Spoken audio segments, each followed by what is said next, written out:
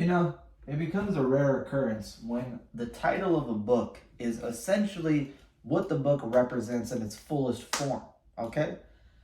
This book that I read today, well, that's cap, I didn't read it today. I read it a while back. But you guys won't know that until I said it, so the cover's kind of blown shit. A book that I read a while ago was called The Substitute Creature in Spinetinglers. Alright, I think that's the title. I think I'm getting it right. And I was interested in this because it reminded me a lot of Creature Teacher from Goosebumps, which that book is fire. That's a really good book. Above a 9 out of 10. I forgot what I gave it. It was a very good book. So I was interested in this one because Spinetinglers is supposed to be the knockoff series of, Goosebumps. Now, Goosebumps has a lot of fire books. We all know it. It's iconic. Spinetinglers actually does have fire books in it too. I read Billy Baker's Dog Won't Stay Buried. That one gets a 10 out of 10, yo. It's one of my favorite kids' horror stories of all time. You have The Killer Computer, which I've heard is very good. You have Snow Day, which I've heard is very good. So there are a lot of fire books in here. A Monster Channel, I heard that one's also fire. But then you get some real shitty ones. And this one is basically what the title is, a substitute creature. The same way that during school, you would be waiting for your main homeroom teacher, right? Goosebumps in this case. Your main homeroom teacher, you would be waiting for them. And then you see, when you walk in, that it's a substitute teacher. And you know how he treats substitute teachers here. You don't take them seriously. You don't care what they say to you. All of a sudden, you become the man in the classroom. Yeah, I'm talking about you, Billy. You was quiet all semester, not talking, doing your work, being the yes boy teacher's pet. Now all of a sudden you're supposed to be the man because the substitute's around. I got my eye on you, bruh. That's a lot of y'all. So when you see the substitute teacher, you don't take it seriously. They ain't that good at their job. They don't know what they're doing. You sitting there and you know more about what to do than they do. Now, some substitute teachers are cool. Not this one, though. And that's what this book is. This book, oh boy, this book is probably the biggest waste of time anybody could spend reading. Literally. This is like you driving all the way to Taco Bell at 3 a.m., right? 2 a.m., 3 a.m. Got a late night run. You go in there, driving down in the drive-thru. You pull up, try to do your order, and then they tell you, oh, my system's not working. Sorry, can't serve you tonight. And then you got to drive back 15, 18 minutes back to your house because there's traffic. Yeah, yeah. That is what this book is, a waste of time. And somehow, y'all, I couldn't order my Taco Bell. I had to get denied. And yet when I came home, I still had to come home to Taco Bell gas. That is something right there. That is something right there. Just like how this book is something right here. So without further ado, let's get into the review of Spinetinglers, the Substitute Creature. If you like this review, make sure to hit that subscribe button down below. That subscribe button is red, just like the hat I'm wearing today. Shout out to my hat. Shout out to Reckless. Need more hats like this, especially when my hair gets crazy. Red like my hat, red like the subscribe button. Hit that subscribe button. Hit that like button as well. And then comment down below your own thoughts and opinions. It seems like not many people have read this book. I think Spongy444 read this book. I don't know about anybody else who read this book. This book, oh boy. I can see some people saying it's mid. But this to me is worse than mid because it feels like a real waste of time. So this book was not fun at all. Not enjoying. It was so boring. And you thought it went somewhere potentially, so you kept reading. It turns out I didn't go anywhere. So, yeah. If anyone's read this book, comment down below. If you haven't, I would suggest checking it out and then coming back and then telling me what you think about it. So, let's get into this review. So, we have a main character, kid. I don't remember his name. I'm not going to go back to look up his name because I don't care about this book that much. Main character and his friend, obviously they go to this school. I believe they go to middle school or high school. And their homeroom teacher is supposed to be gone for some reason. And then they end up having a substitute teacher. So this substitute teacher comes in, right? And this is, probably you'll see the guy on the cover. This dude, got black slick back hair, white shirt on. And as he walks in, they feel like there's something off about this guy after, they hear him talk for a little bit. Some of the things that kind of make them on edge is that he pronounces every word properly. He enunciates and says every word perfectly and clearly, as if it's like, rehearsed, or he's practiced this 1,000 times, or, someone really trying to play it up, talking normally.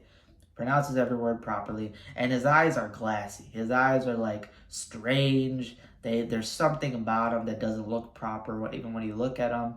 And he does weird. He kind of has weird mannerisms where he'll be like noticing what people say, even for like if you're in the back of the class and you're whispering something, he'll hear that perfectly and know what you said, and that freaks people out. They're like, how did he hear that when I was just whispering? Like, how did he manage to hear that? And then he'll like authoritatively voice, his frustration at kids, or maybe like tell them to be quiet, and then he'll do like awkward silences for like 15 minutes straight where he's just like staring at each student, taking down their attendance, staring at them intently, and they look really nervous. That kind of stuff happens. But after a while, they keep working with this teacher, and they think he's pretty cool. After a while, they work with him for, I think, like months. I think it's been a few months that pass by, and they're very cool with this teacher. They think he's pretty chill. They don't have a problem with them. And then one time, the main character and his friend are in the library, and I think he has to go to he sees the teacher walk into the bathroom, and the main character gets curious. So he walks into the bathroom that's in the library, goes over there, and he opens the door a little bit to see if he's in there. Maybe try to see what's going on, what's so weird about him, because people are spreading stories about him. And the stories that they're spreading about him are that, a girl saw him eating eyeballs for lunch, right? They saw him eating these bloody eyeballs, for lunch. So wow, that's a story, a crazy story. Teachers eating bloody eyeballs for lunch. I mean, that would freak kids out. So people have been spreading those stories. His friend tells him about these stories, so he gets curious. He goes and opens the door, and he sees his teacher covered completely in blood, head to like completely face covered in blood as he's looking in the mirror in the bathroom. And he doesn't notice the main character watching him because he's peeking around the corner a little bit, and then he backs off, and he's completely shook. He's freaked out. He doesn't know what to think about his teacher now. So he tells his friend is kind of freaked out too, and they start going over different things as to what may be going on. Is the teacher some kind of alien? Is he some kind of monster in disguise? Is he some kind of serial killer? What's going on with this teacher? What's up with them? And they're freaked out. Now, the rest of this book goes down the route of basically trying to solve this mystery as to who this teacher is. So it goes down to where, they're noticing more stuff about him. They're watching him cleanly. The main character is getting scared when he leaves his stuff behind in the classroom, and he has to basically, look at, stay after with his teacher. He has to interact with his teacher by himself, alone with them, and it gets super uncomfortable for him. One day when he's back there grabbing his book bags or backpack or something from the science classroom, he goes to say what's up to his teacher. His teacher looks up, and his teacher has these lizard eyeballs, these slit eyeballs, these weird eyes, and it completely freaks him out. He loses it, and he doesn't know what to think is going on anymore. And eventually leads down to him maybe potentially following his teacher back to his house and seeing what's going on. They also meet this other lady who might be the teacher's partner, who they don't know if she might be in on this. Is she the one who might be a part of this? And, they might be in this together, whatever they may be or whatever they plan on doing to the school, to the world, who knows. And yeah, the story basically evolves from there. Then basically trying to solve the mystery of what is this teacher, what are his intentions, and is there more to the picture than it seems? However, this book, the climax to this book is basically like an all for nothing climax. Now, some of you who've read a lot of kids' horror and can see where this is going can predict what the climax twist is. Just off of me saying that, some of you guys are veterans, you would know. If someone told me that, I would probably guess what they meant by that. This is an all for nothing book. And it being an all for nothing book, And on top of that, the ending being kind of a happy-go-lucky ending kind of takes away from the book tremendously. And my biggest gripe with the book already was that it feels very stretched on. The issue about this book is that not a lot happens, but the book is dragged on for a long time. It feels like you're reading this book for a long time and nothing is going on. A majority of this book is either like fake outs essentially, or it's like them suspecting something, them theorizing stuff, them just going around the neighborhood. It's basically like, it feels like a slice of life where they're just living their life normally in a school, but yet there's like a hidden like mystery where they're suspecting something about the teacher.